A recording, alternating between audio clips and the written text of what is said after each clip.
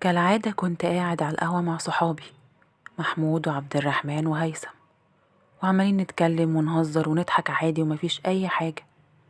وفجأة حصلت حاجة شقلبت كل ده، وهي إن صاحبنا محمود قعد يكح جامد قوي وما كانش قادر يبطل غصب عنه لحد ما نزل دم من بقه. لما شفنا ده بيحصل قدامنا اتخضينا وما بقيناش عارفين نعمل ايه.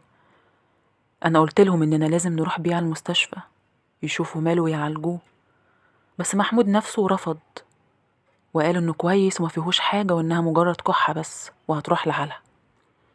بعدها بثواني لقينا محمود قام من على الكرسي وفضل باصص لنا احنا التلاتة وهو بيضحك ضحكة غريبة قوي، ما فهمتش معناها ولا سببها، بس كانت ضحكة تخوف.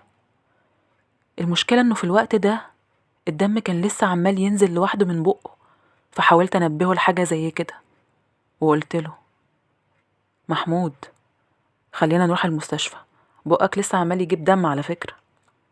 ما أنا عارف. بعد ما قال الجملة دي زق الكرسي اللي كان قاعد عليه وراح ناحية واحد غيرنا كان قاعد على كرسي لوحده وماسك موبايله. الراجل ساب موبايله وبص لمحمود باستغراب وقال له: خير، في حاجة؟ محمود مردش عليه وقام عضه من رقبته. أيوة، محمود عمل كده قدام القهوة كلها ومن غير أي سبب. أول لما ده حصل ناس كتير سابت القهوة وجريت، وفي اللي حاول يتدخل من بعيد. أما أنا وصحابي بقى ففضلنا مكاننا ما بنتحركش، مصدومين من اللي شايفينه ده وفي نفس الوقت مش قادرين نعمل حاجة. فجأة محمود ساب الراجل وبص علينا وهو مبتسم ابتسامة مرعبة. ما قدرناش نفضل مكاننا أكتر من كده، وكلنا جرينا بأقصى سرعة عندنا ومحمود عمال يجري ورانا. واحنا بنجري كل واحد فينا اتفرق عن التاني، بس محمود كان لسه عمال يجري ورايا أنا. وأنا بجري كنت عمال أفكر في أي حل ينقذني من المصيبة اللي أنا فيها دي، لحد ما فجأة لقيت قدامي جراج عربيات، فدخلت فيه من غير ما أبص ورايا. فضلت أجري لحد ما لقيت كذا عربية مركونة جنب بعض، فاستخبيت ورا واحدة منهم وقعدت أراقب اللي بيحصل. وفجأة حصلت حاجة صدمتني حرفيا، وهي إني حسيت بإيد حد محطوطة على كتافي.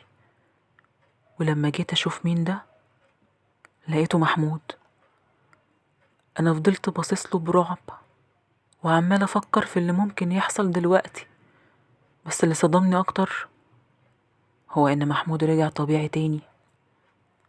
مفيش أثر لأي دم خالص عليه، وشكله عادي وحركته عادية. رجع تاني زي ما كان قاعد معانا على القهوة قبل ما كل ده يحصل. أنا مصدقتش نفسي وما بقيتش فاهم حاجة وفضلت ساكت وأنا باصصله. فلقيته بيقولي: ايه يا ابني، مالك، في ايه؟ هو انت مش فاكر اي حاجة؟ قصدك ايه؟ انا مش فاهم حاجة يا عم. ده بجد؟ هو ايه اللي بجد؟ طب ما تفهمني انت. ماشي، تعالى طيب نمشي من هنا ونتكلم في حتة تانية. اتحركت مع محمود ومسكت موبايلي عشان اتصل بباقي صحابنا، بس للأسف محدش فيهم رد عليا، وده خلاني أحس بإحساس مش حلو. كنت حاسس إن الموضوع مخلصش وإني هلاقي مفاجآت مستنياني بره، وعشان كده كنت خايف أخرج أنا ومحمود ومتردد ومش عايزة أعمل حاجة زي كده دلوقتي. وقفت فجأة وقلت له: محمود، بقولك ايه، خلينا هنا شوية. ليه؟ معرفش، بس. وما كملتش الجملة وفجأة لقيت عبد الرحمن صاحبنا طالع من ورا عربية ووشه مليان دم. عبد الرحمن بقى شبه محمود. هو ايه اللي بيحصل بالظبط؟ شكلهم شبه الزومبي شوية، بس في حاجة مختلفة، حاجة مختلفة كبيرة في اللي بيحصل ده. الفيروس ده مش زي اللي بنشوفه في الأفلام إنه بينتشر وعدد الزومبي بيكتر، لأ، ده كأنه بيسيب شخص ويبقى موجود في شخص تاني.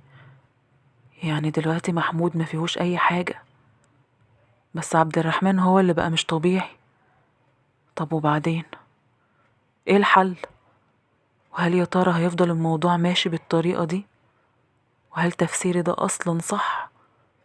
ولا أنا بتهيألي؟ وده مجرد فيروس زي أي فيروس بينتشر بين الناس، وعدد المصابين بيه بيكتر كل شوية. كل ده كنت بفكر فيه وأنا باصص لعبد الرحمن اللي كان مبتسم ابتسامة مرعبة وباصص لي برضه. بعدها اتفاجئت لما لقيته مش لوحده، ده طلع ماسك حد من دراعه وعمال يجره على الأرض، بس أنا ما كنتش شايفه من العربية. لما شفت المنظر ده قعدت أرجع لورا بهدوء وقلت لمحمود بصوت واطي: احنا لازم نهرب من هنا. هنهرب ازاي وباب الخروج قدامنا وفي نفس الوقت عبد الرحمن برضو قدامنا؟ محمود مع حق، احنا فعلا مش هنعرف نخرج بسهولة، وممكن قوي عبد الرحمن يهجم علينا احنا الاتنين. في اللحظة دي اللي كنت واقف بفكر فيها اتفاجئنا بان في كذا واحد متحول موجود في المكان اللي احنا فيه. لقيناهم كلهم خارجين من ورا العربيات، كانوا تقريبا 5 غير عبد الرحمن. لقيت محمود بيقولي: الحق يا عادل، احنا في مصيبة، هنتصرف ازاي دلوقتي؟ احنا فعلا في مصيبة، احنا دلوقتي مستحيل ننقذ نفسنا، دول 6 مش 1. احنا كده هنموت، يا اما ممكن نبقى زيهم، وانا لا عايز ده ولا عايز ده غير ان انا مش عارف اصلا ايه طبيعة الفيروس ده ولا اعرف معلومات عنه. في اللحظة دي لقينا واحد منهم بيتحرك ناحيتنا. الرعب جوايا زاد وتوترت اكتر، مخي ما بقاش قادر يفكر في حل. فجأة محمود قال لي: ما تجريش. ايه؟ بقولك ما تجريش، تعال نجرب نمثل اننا زيهم، وافرض الحل ده ما نجحش، عندك حل تاني؟ لا، بس انا خايف. طب خلاص، على راحتك، انا بس محمود فجأة اتحول تاني يا جماعة، ملحقش يكمل الجملة وفجأة لقيته بيرجع تاني زي ما كان على القهوة. انا من الصدمة ما نطقتش ولا اتحركت، وفي اللحظة دي ما بقاش قدامي حل غير اللي قاله محمود. مفيش وقت ان افكر في حل تاني او حتى ان اجري، وفعلا عملت كده. فضلت ثابت مكاني وحاولت اني اقلده وانا مرعوب وهموت من الخوف. عيني فضلت مركزة على محمود، مراقبة حركته عشان لو بدأ يهجم عليا اجري فورا. فضلت على الحال ده ثواني، وفجأة لقيته بدأ يهجم عليا. خطة محمود فشلت. اتحركت بسرعة من قدامه قبل ما يعضني، قعدت أجري وسط العربيات، وساعات كنت بوقف جري وأفضل مستخبي وراقب اللي بيحصل. بعد ما عدى ربع ساعة مسكت موبايلي واتصلت بهيثم، ورد عليا المرة دي. أول لما رد عليا لقيته بيقولي: ايه يا ابني فينك؟ عمال ارن عليك بقالي كتير وانت مش بترد، انت سبتنا ورحت فين؟ وليه جريت فجأة كده؟ احنا حاولنا نلحقك بس انت فص ملح وداب، قلقتنا عليك يا عادل، انت كويس طيب؟ ايه الكلام اللي هيثم بيقوله ده؟ هو ايه اللي سبتهم فجأة وجريت؟ امال اللي حصل ده كله كان ايه؟ كان بيتهيألي يعني؟ انا تخيلت حاجات مش موجودة؟ لا طبعا، مستحيل. في حاجة غلط انا مش فاهمها ولازم افهمها. ما كنتش لسه قفلت المكالمة مع هيثم فسمعته وهو بيقول: في ايه يا محمود؟ مالك؟ إيه الدم اللي نازل من بقك ده؟ فضلت مركز في اللي بسمعه لحد ما فجأة سمعت صوت دوشة وحركة وناس بتصرخ. حاولت أعرف من هيثم ايه اللي بيحصل بالظبط، بس هو ما كانش سامعني. وفجأة لقيته بيقولي: محمود اتحول وعض واحد من رقبته ودلوقتي بيجري ورانا يا عادل. وفجأة المكالمة فصلت. حاولت اتصل بيه تاني بس لقيت الموبايل بتاعه مقفول. أنا شفت المستقبل يا جماعة، شفت اللي هيحصل، وكل حاجة أنا شفتها أهي بتتحقق. بس دي كارثة، دي مش حاجة حلوة، دي حاجة مش مفهومة.